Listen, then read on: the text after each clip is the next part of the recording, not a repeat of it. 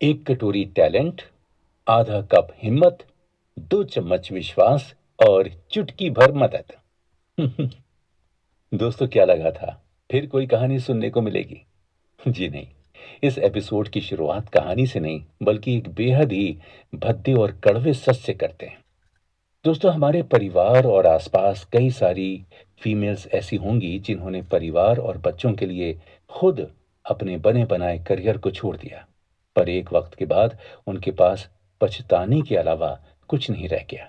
क्योंकि कई बार काम सिर्फ पैसों के लिए जरूरी नहीं होता, बल्कि अपनी पहचान बनाने के लिए भी जरूरी होता है। परिवार, बच्चे, इन सब के साथ साथ एक फीमेल की अपने प्रति भी कोई जिम्मेदारी होती है। मगर सारी फीमेल्स ये सब समझ नहीं पाती, और जब तक समझती हैं तब तक बहुत देर हो चुकी होती है।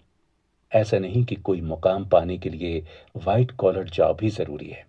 आप घर बैठकर घर और बच्चे संभालने के साथ साथ भी बहुत कुछ कर सकती हैं। डिजिटल रिवॉल्यूशन ने तो ये काम और आसान कर दिया है।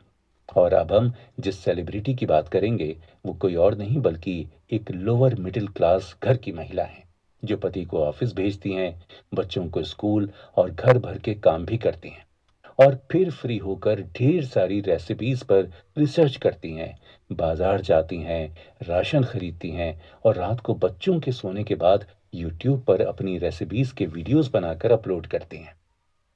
जी हाँ दोस्तों, हम बात करेंगे कलकत्ता में जन्मी कविता सिंह के बारे में।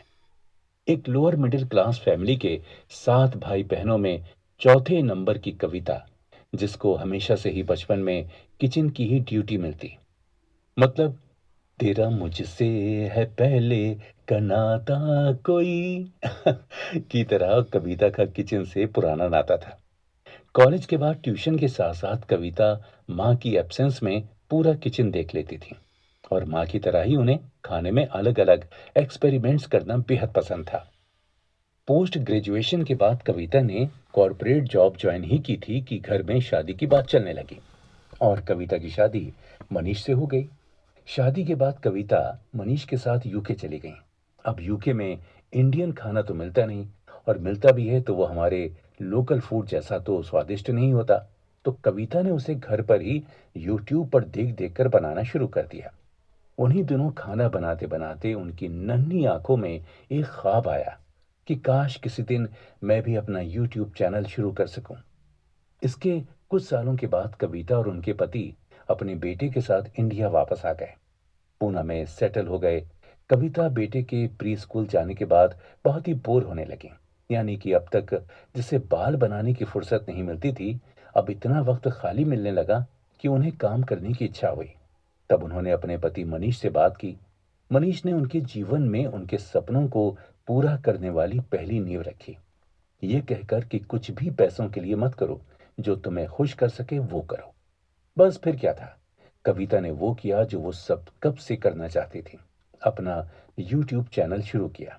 कविता ने दोस्त से उधार में लिए ट्राइपॉड पर लंच में बना रही भिंडी का वीडियो शूट किया। उसे दोस्त और पति से एडिट करना सीखा, और फिर उन्हें अपना पहला वीडियो एडिट करने में 10 दिन लगे। पर कविता ने फाइनली वो वीडियो यूट्यूब पर अपलोड किया, जिस पर सिर्फ दोस्तों और परिवार वालों के व्यूज थे। पर कविता रुकी नहीं, वो रोज कुछ न कुछ बनाती और वीडियोस अपलोड कर देती। ऐसे ही 6 महीने तक लगातार वो वीडियोस अपलोड करती रहीं। फिर एक दिन उन्हें पता चला कि यूट्यूब ने उनके अकाउंट में $1 ट्रांसफर किया है। मतलब 6 महीने की मेहनत का फल सिर्फ $1। दोस्तों, सच सच बताइएगा कि अगर उनकी जगह आप होते तो क्या करते? मगर कविता जी ने बिल्कुल उसके उल्टा किया।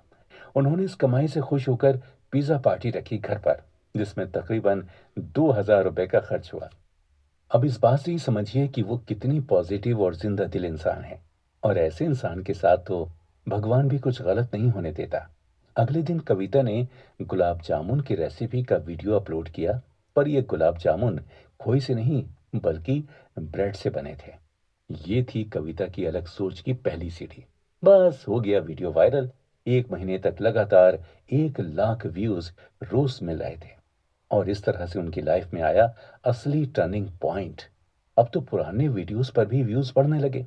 कुछ ही महीनों में कविता के 6 लाख सब्सक्राइबर हो गए। फिर आया 2020 कोविड का साल। पर कविता के लिए ये साल जैसे कुछ नया लेकर आया। लोग बाहर का खाना खा नहीं रहे थे।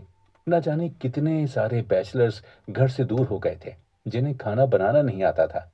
कविता ने उन सब के लिए आसान बेसिक कुकिंग वीडियोस बनाए, जैसे दाल चावल बनाना, आटा गूंथने से लेकर रोटी बेलना और सेंकना तक। आसान सब्जियां, जिसे देखकर कोई भी आसानी से पेट भरने लायक कुकिंग कर सके। साथ ही उन्होंने बहुत ही आसान तरीके से बनने वाली मिठाइयों और नमकीन के भी वीडियोस डाले। लेकिन दोस्तों, कुकिंग के वीडियोस तो और भी बहुत सारे अवेलेबल हैं इंटरनेट पर। मगर कविता के वीडियोस में ऐसा क्या है जो उनके सब्सक्राइबर्स 9 लाख हो गए? दरअसल उनके वीडियोस में बाकियों से अलग ये है कि वो एकदम लग्जरी इंग्रेडिएंट नहीं डालती। वो ढूंढती हैं उसका सब्स्टिट्यूट, जो हमारे किचन में आसानी से अवेलेबल हो। कविता रेसिपीज को सिंपल बनाने की कोशिश करती हैं, ताकि ऐसे कि कोई भी आसानी से उसे बना सके। दोस्तों, आपने अक्सर नोटिस किया होगा कि हमारी मम्मी या हम खुद जब कोई कुकिंग शो देखते हैं तो उसमें कुछ ऐसे टर्म्स होते हैं जो हमें बेहद कंफ्यूजिंग लगते हैं। जैसे कि थोड़ा गर्म कर लें, ज़रा सा नमक, ज़रा सा मसाला, आधा कप दूध, आधा कप दही, 2 चम्मच तेल। अब इसमें ये ज़रूरी नहीं कि मेरी चुटकी भी बताने वाले के जितना नमक ही होल्ड करेगी। उनका कप मेरे कप जैसा ना हुआ तो? अच्छा, चम्मच बड़ा या छोटा हुआ तो? कितना गर्म, जब तक खाना जल नहीं जाता या हाफ कुक्ड नहीं रह जाता? ये सब आपने बड़े-बड़े कुकिंग चैनल्स में सुना होगा और कंफ्यूज भी हुए होंगे। पर कविता के वीडियोस में एक-एक छोटी से छोटी चीज की डिटेल में जानकारी दी होती है, ताकि बनाने वाला समझ सके कि एग्जैक्ट कितना और क्या लेना है। अच्छा, साथ ही साथ कविता ये भी ध्यान रखती हैं कि वीडियो कहीं से भी बोरिंग ना लगे, और वो सारे वीडियोस हिंदी में ही बनाती हैं ताकि सबको आसानी से समझ में आ सके। दोस्तों, हम अक्सर यूट्यूब पर देखते तो हैं, नई नई रेसिपीज पर बनाते वही खिचड़ी या दाल चावल ही होते हैं। सच बोलिए ना, ईमानदारी से बताइएगा। अब आप ये बोल रहे होंगे कि यार, थकने के बाद कहाँ कुछ बनाने का मन करता है। जो सबसे आसान लगे और जल्दी से बन जाए बना लो और खा लो। पर जानते हैं, कविता आप सब के लिए बनाती हैं। बच्चों को स्कूल भेजने के बाद, और उसका वॉइस ओवर वो करती हैं बच्चों को सुलाकर, घर के काम खत्म करने के बाद, मतलब रात को 11:30 से 2:30 के बीच। और अगर उन्हें आने वाले दिनों में किसी वजह से बाहर जाना हो तो वो डबल शिफ्ट करके वीडियो पहले से ही बनाकर रख लेती हैं। और उनकी यही मेहनत अपने पैशन को प्रोफेशन में बदलने के लिए काम आई है। मगर फिर भी इतनी पॉपुलर होने के बाद भी वो कोई भी एंडोर्समेंट ऐसे ही नहीं ले लेती। एक इन्फ्लुएंसर के लिए एंडोर्समेंट कितना ज़रूरी होता है, ये हम सबको पता है। मगर फिर भी कविता ने तब तक कोई भी ब्रांड एंडोर्स नहीं किया जब तक कि उनके सब्सक्राइबर्स 3 लाख नहीं हो गए। उसके बाद भी कविता ने जितनी भी एंडोर्समेंट ली, वो भी ऐसी ही ली जो वो खुद इस्तेमाल करती थी या जिन्हें वो आगे इस्तेमाल करने वाली थी। जैसे कि Nestle, Dabur, Britannia, Marico, Complan, जो आसानी से उनकी किसी भी रेसिपी में फिट बैठ जाती थी। मतलब ये कि कविता ने कभी भी कोई वीडियो ब्रांड के लिए नहीं बनाया। जो भी वीडियोस बनाए वो अपनी ऑडियंस के लिए ही बनाए। दोस्तों, कविता की ये बात ही उन्हें बाकी कुकिंग एक्सपर्ट से अलग करती है। उनका हंसता मुस्कुराता चेहरा, जो हमारे ही बीच का जैसा लगता है, जिसका किचन बिल्कुल हमारे जैसा है। कोई हाई फाई लग्जरियस लुक वाला नहीं, जिसमें एकदम ऑर्डिनरी सी चीजें इस्तेमाल करके एक नई डिश तैयार करने की कोशिश की जाती है, ताकि हर कोई अपने घर का मास्टर शेफ बन सके। पर कविता के लिए ये सब अकेले कर पाना आसान नहीं था। ऑथर्स ने किताब में ये बहुत ही गर्व से बताया है कि कविता के कामयाब सफर में उसके साथ थी उनकी पहली गुरु, उनकी माँ, और दूसरे उनके सबसे बड़े सपोर्टर और क्रिटिक, उनके पति मनीष। माँ कविता को नए नए इंग्रेडिएंट इस्तेमाल करने के लिए प्रेरित करती थी, तो पति उनको चख कर उनके सबसे बड़े फूड क्रिटिक बनते थे। मनीष तो कविता को अपने वीडियोस के टाइटल रखने में भी मदद करते हैं। कविता के ऑलमोस्ट सारे वीडियोस के टाइटल्स मनीष ने ही रखे हैं।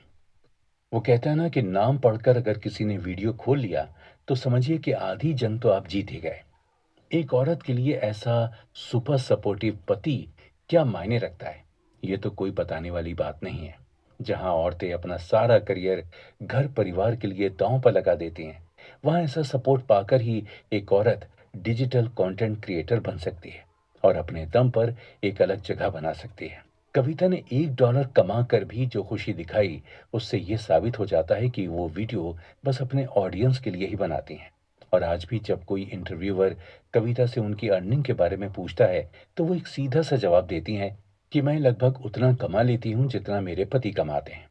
क्योंकि कविता ज़्यादा ब्रांड एंडोर्स नहीं करती, तो उनकी कमाई बाकी डिजिटल क्रिएटर से कम ही होगी। मगर दर्शकों के दिल में जगह तो सबसे ज़्यादा उन्होंने ही बनाई है।